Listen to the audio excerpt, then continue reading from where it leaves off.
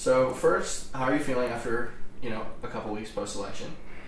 The campaign experience was really a beautiful one for me in a whole lot of ways, a lot of work, but work spent at people's doors, talking to our community members, going to community meetings, and just getting a chance to hear from our people what matters to them. And Election Day was this manifestation in many ways of people believing in the possibilities of how things could be different for them.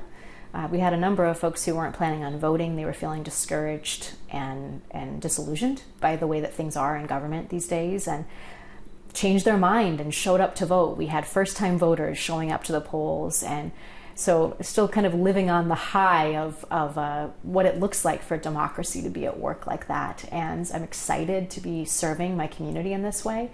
I know that I've been entrusted with a huge responsibility, and I don't take that lightly. And I thank the voters for putting their trust in me in that way. And I hope that, especially in light of having also flipped the ledge and having the majority now, that we will really be able to do some real things to meet those needs that our community has.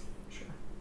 If you could just move the mic down a little. Because my hair is getting on it. Okay. Yeah. That's it. I didn't even think about it. Great. Okay.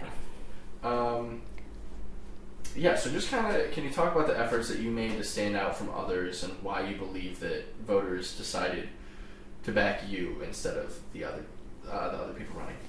In this particular district, there was an open seat that the three of us were running for, and the district that we're in, I'm really fortunate I've gotten to spend significant amounts of time investing in District 9, the North Side, for the last 15 years through my nonprofit work and through the relationships. This is my home community. So in all those ways, I have been able to be a part of the fabric of this place. And so knocking on the doors and talking to people, having conversations about the future, about the issues people are having, about what it looks like for a legislator to represent the community needs, those are all conversations I've already been having for so many years that it was just continuing the conversation and having it with some new people. And so I think that those pieces really were very significant in my ability to connect with Northsiders, for them to feel heard, to get a sense that I have the issues are on my mind, on my heart, that I'm passionate about addressing them, and that they felt like they could have someone who would truly represent them in voting for me. So we're leading a historically impoverished area in the North Side. What is your message to constituents, and how do you plan to tackle the issue of poverty in this area? The disinvestment on the North Side is profound. Over the 15 years that I've been here, very, very little has really turned the corner in terms of what that looks like for this community. And I think that it is an all hands on deck effort for us and our communities to really be able to turn around this issue. It is unacceptable to me that we are living in a city that continues to rank so profoundly terribly on poverty in general, but most especially for the children of color being so likely, more likely than anywhere else in the country, to be growing up in poverty. We just can't accept that statistic because it's reflective of a reality that is not okay for our kids, our families, our people in general. And so I really want to see us take a very, very serious gut check about what the systems and the things that are in place that are perpetuating that narrative and that headline continuing to be true, and what it looks like for us to be creative and thoughtful and strategic about addressing those needs. And the county plays a tremendous role in what it looks like for us to respond to poverty, and all the safety net programs flow through there. There's a number of other things that are housed at the county that I really believe the county is in a place where a true difference could take place if the county were to adjust some things to carry out, to invest the money that's already flowing through the county in ways that are really helping address the core needs. But in order to get there, we need to understand what the problems are really stemming from. So I think that's one of the very first things that I want to be about as we look at these things, is really making sure we're getting at the actual heart of all of a trauma-informed community listening series around really getting to the heart of the roots of poverty, the roots of the racist elements of the poverty in our city, and so that we can really get to the heart of the problem to get to the heart of a solution. And then build out those solutions from there, not only at the county level, but at every level of government. And we must be working in tandem with our other fellow folks in the other elements of government, because we all need to do this together. And we must change this story. That's a mandate. We must change the story of poverty in our community. And I believe that we can do it. We just need to work together to do so. And I guess now flipping the ledge, does that make things a little easier almost to work with other parties now because of you have control? So in flipping the ledge, there are a few key things that happened. One of them is that we have significantly more of a voice and leadership opportunity in installing the leadership that sets the agendas of the committees, for an example. And we need accountability, transparency, collaboration with the different department heads that are overseeing all of the things that are under the county's purview. And I'm hopeful that in this shift, we're really going to have far more of a connection between the legislature and what's happening in those departments, and that also the county, the folks who live in the county, that are also able to access far more information and understanding about what's happening. And that in that transparency and accountability space, we're really able to have folks advocate for their needs in the appropriate places. We're able to ask questions we need to ask, and hopefully move policy and budgetary decisions forward that are going to meaningfully address these issues. And as the majority, we are far better staged to be able to truly make those changes, to have those conversations. And so, yes, I'm very excited to have that as the reality that we're living in, to hopefully really catalyze change. Sure. Homelessness is also a big issue in this area as well. Is there any initiatives that you plan to kind of combat the homelessness or encampments that our community members have mentioned in this area? We are in a housing crisis in this region. There's housing shortages across the county. That we know this. This has been common knowledge for a little while now, and we need to take very meaningful steps to address it that need to be multifaceted and multi-layered. And so housing is absolutely a priority. Those folks who are finding themselves unhoused, again, what is the core issue that's causing that? We know some of them, but let's make sure we really understand.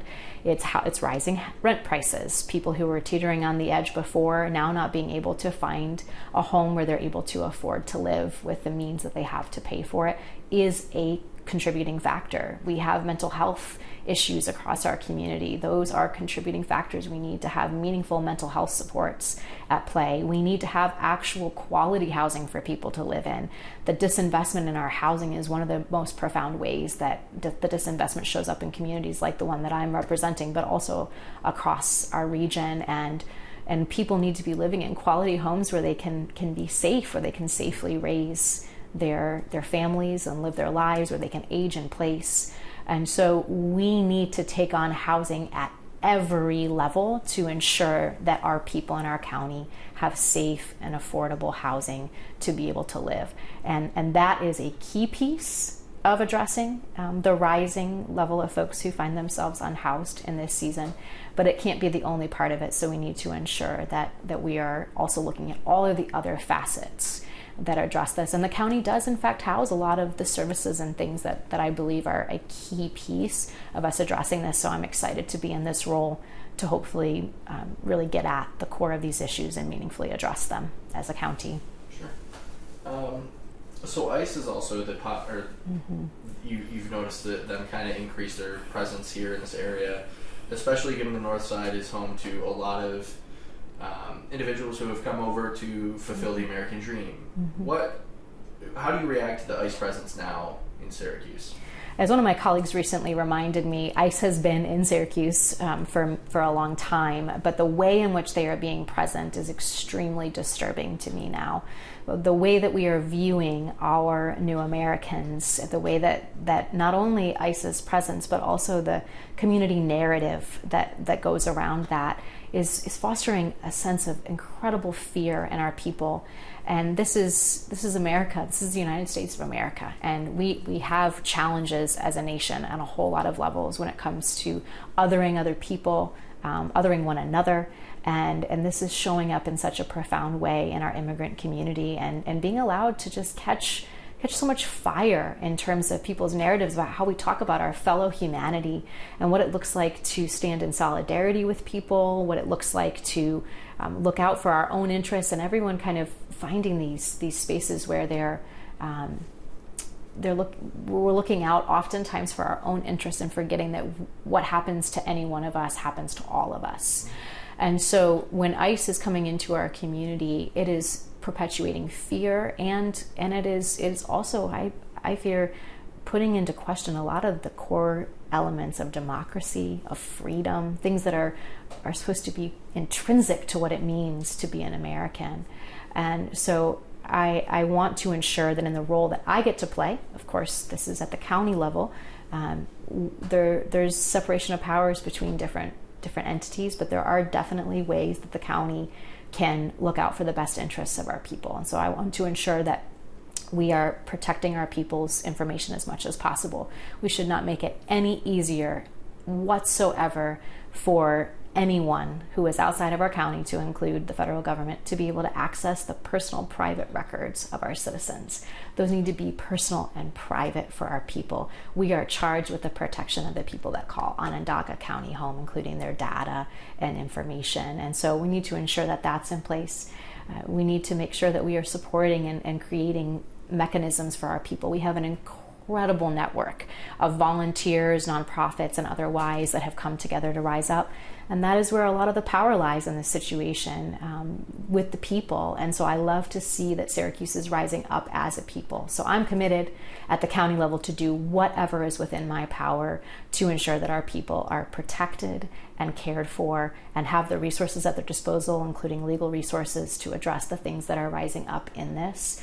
And I also am so grateful that we're not doing it alone at the county, that we have a county of citizens and people and advocates, allies that are in this together to champion that we are people, that what happens to one of us happens to all of us. Sure, that's great. One of the most controversial things recently has been the aquarium. Yes. What is your stance on the aquarium? So in the midst of COVID, when the funds were released to different municipalities, there was a very quick turn in terms of municipalities identifying what to do with those funds. And because of everything else that was going on in our world, I'm not sure how connected we as a public really were to some of those decisions that were being made in any municipality. And I would love to see us for the future also just be prepared for these kinds of opportunities when they come. We really should be standing ready with the ways that any kind of influx of money, development and otherwise, could be really truly serving the needs of our local community members, particularly our county in this case. And so when the funds came in, the allocation of them towards an aquarium for me was a very questionable use, an extremely questionable use of funds, most especially because it's the sustainability factor. I'm deeply concerned about the sustainability factor of not needing not only more public money to get it built, but also to sustain it into the future. And to me, it's not the correct use of public dollars to be investing funds in something that is, when we have so many other things we need to be investing our public funds in. The aquarium is already underway. It is already being developed, and it's also very important to me that we do not waste that money. That it would be a double wrong for that use of that money. So we need to ensure that we can have a sustainable strategy moving forward that ensures that no more public money is going into the aquarium, and that we can get to a place with that structure, whatever that might look like, to make sure that it turns into something that is sustainable and is truly benefiting our county. So I guess, let's say, you were in the seat when everything with the aquarium had kind of developed. What, I guess, would that use of funds in a more beneficial way to you look like? Whether it be a new concert hall, a new how is it, whatever it might be, what would you say is could have been a better use of funds now, looking back now, versus the aquarium is going up, it's projected to open in sometime next year, it's here. Yes. So when those decisions were initially being made, again, I would love for us to always be standing ready and prepared with those answers. For me in this moment, if the decision came right now, I would say housing. We have to prioritize housing across the board because we know we have a housing shortage at every level, and we need to ensure that everyone in our county has access to safe and affordable housing. That to me was also evident when the decision was originally made, so I believe that would have been my answer then as well. But also, if we are investing in infrastructure, investing in economic development is an important part of a county, a city, and municipality's role. We have to do it responsibly, though. We have to make sure that where we're investing our funds are not harming the people who already call our county home, and hopefully are not only helping, but creating an exponential economic impact that positively impacts the people who already call Onondaga County home, most especially those in the most immediate kind of sphere of influence of any kind of economic development that's happening. And so the amphitheater for me is one of the examples of how, if you're going to invest in something of the likes of it, more of a tourist or, kind of quality of life kind of, asset in the community, the amphitheater brings in revenues on a regular basis. It brings in tourists, it brings in people who are here, it adds to our quality of life with the access that it provides to people to concerts and the like that they enjoy. The financial model of it is different, and so that's an example of another way. Now, I still believe that our first and foremost priority in public funds is that we are prioritizing the needs of our people first. Think of Maslow's hierarchy of needs, like we got to go from the foundation of the pyramid. So when our people don't have housing, we really can't afford to be spending it on things like an aquarium or an amphitheater or otherwise. We need to ensure that those core needs are met first. However, as we continue to build that foundation, I do think there are ways for us to invest in the county in economic development, but we need to always have in mind a sustainability model that public money, when invested in things of that nature, needs to have a positive long-term financial and otherwise lifestyle effect on the people who call the county home. Sure.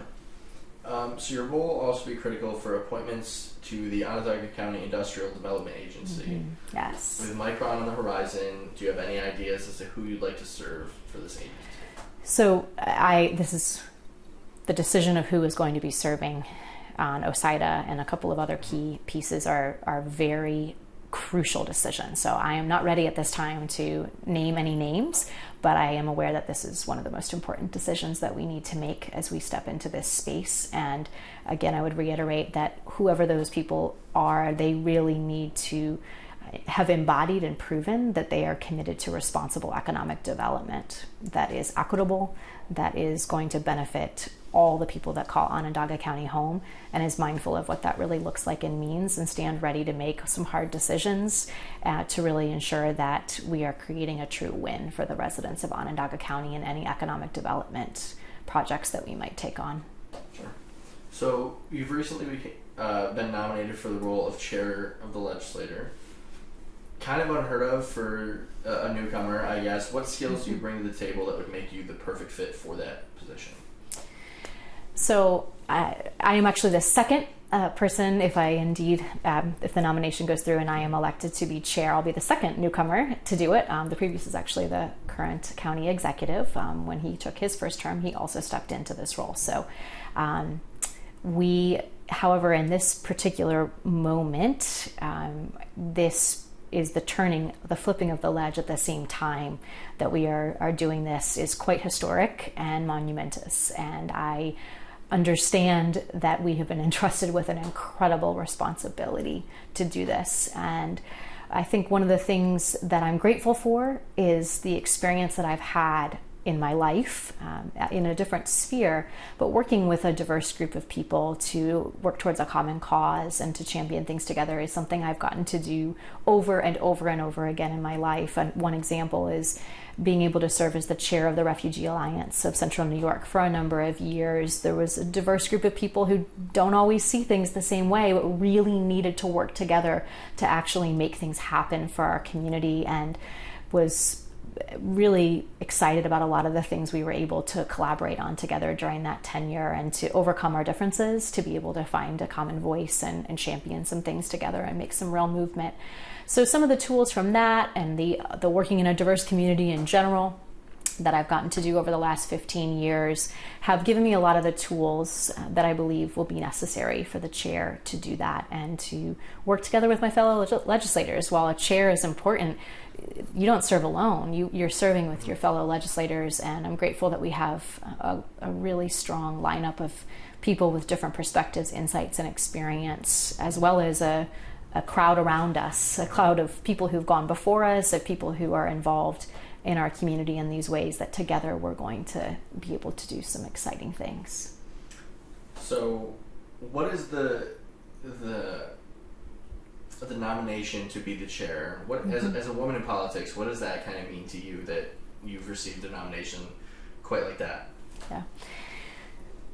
When I was campaigning, I went to a number of the legislative meetings, and there's a room in the legislature that has all of the folks who have served as chair of the legislature. Their photos are on the wall, and the walls, multiple walls in the room, are covered with photos of white men. And as a woman sitting in that room, it makes you feel a kind of way. And so one of the very first things I thought, besides the incredible responsibility in terms of the excitement of there being a woman, I pictured a picture of a woman on that wall and what that means for our county. It's not obviously just a picture. It's a shift in who can lead and what it looks like for us to really ensure that representation is of all of us and for all of us. That's what we're supposed to be functioning as a government. And so I'm so excited to be part of what that looks like, for there to be this ongoing growth in what it looks like to embrace individuals from all different backgrounds, all of us which make up Onondaga County, United States of America, to be in positions where people can see themselves reflected in their leadership, and that their leadership is reflecting them and their needs in the diversity of what that looks like. So I'm very, very honored to be nominated to be the first woman to get to have that seat, and I hope I am only the first among many to come. I guess the thing that kind of sticks out to me about that is now Deputy Mayor-elect Sharon Owens is now going to become the mayor of Syracuse, as well as you potentially could be the first chair or first female chair of the legislature. What is that kind of show that in a world where primarily it is shifted, like you said, to white men, and now this area specifically possibly is so open to a woman leading? Yes. As a little girl, I was always a leader, and the narrative that I grew up with a lot of times did not support that a woman would be a leader, especially in a senior level position. And so I think that the way that we're seeing these glass ceilings get broken is just makes me so excited for that little girl that calls this community home, that they get to look at their mayor and see a woman of color who is in a position of power. I was with some of our students over the summer as now Mayor-elect Owens was in the community at an event, and when they realized who she was and they were going up to meet her, the delight that filled their faces just was so infectious and made me so excited that we are in this moment in history to have those little girls looking up and seeing themselves reflected in part of the leadership of our area. And we have a woman governor, we have a woman a mayor-elect that's a woman. We have a nominated chair that's a woman. We have a majority leader that is a woman of color. We have a number of other places in our community as well where women are stepping into these spaces in leadership, and I'm really excited to hopefully be counted among them. Awesome. So Democrats will represent the majority for the first time in nearly 50 years. What plans do you have to freshen up the leadership, I guess, now that you've flipped the ledge? So I think there are a whole lot of really important decisions that need to be made very quickly. And so I'm working hand in hand, not only with my fellow legislators in those conversations, but also with some of the folks who've served previously, who are more seasoned in this space, as well as people from other sectors that are very wise and knowledgeable in these things, to really try to be thoughtful about what those decisions are to truly move things forward for the betterment of our county. So we have under the chair, in the legislator space, we have the different committees that serve in a supervisory and support in terms of policy and budgetary elements of the different departments that are in the county. And so there's a significant opportunity there around the staffing and how what it looks like for us to truly not only do the business of the legislature, but also support the districts that elected us to do that, and what it looks like to serve the folks that call our districts home. I think is an extremely important thing that we need to not forget in the midst of this. And there's policies that are in front of us that we could really make some changes potentially in terms of moving some policies forward that are really crucial for our county. So there is a long and exciting list of things that I believe we can carry out, and we need to identify what that looks like in year one, and then hopefully we can continue in this legacy into the next term, to be able to have the following 4 years as well, to really be able to champion some very real change. So this first year, I think, is about making some immediate moves that we can do in the short term, and building a foundation for the future. And how hard is that to kind of prioritize? You said there's a long list. How hard is it to prioritize, okay, year one, this is what's the most important. Year two, okay, year four, this is kind of, important, but not quite as important as year one. It is always difficult to determine priorities when you have so many things that need to be done. And so I am grateful that we are doing this together, and I'm hopeful that we can come to some consensus and what that looks like for each of us. There's different districts. Our county is a big place. We've got a lot of different needs and issues that people especially care about for their particular districts and parts of our county. And so it is going to be certainly a large and involved process to try to do that. But I believe we're up for the challenge, and so we'll take it on. Here we go. And then just a final message that you have for the constituents of Syracuse.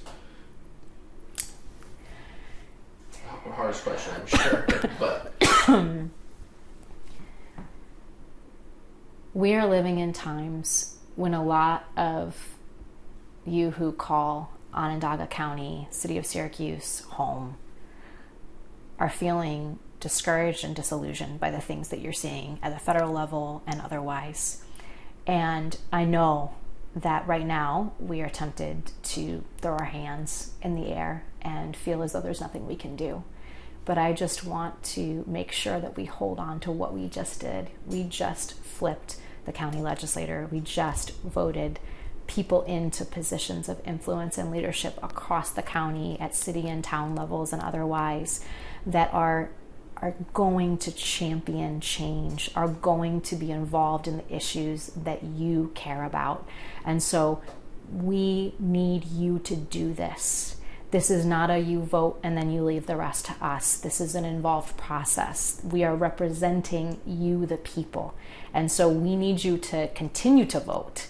We need you to continue to show up next year and the following years at the polls. But we also need you involved in the meantime, to advocate, to show up for public comment when that's necessary, to organize people, to call your legislators and make sure that your voice is being heard. And we need to do this together. We have been elected to represent each and every one of you who call the city and the county home. And so we need to know what your voice is to ensure that we can represent those needs as best as possible and to work with you to advocate and catalyze this change to move forward. We cannot do it alone, and so let's do it together.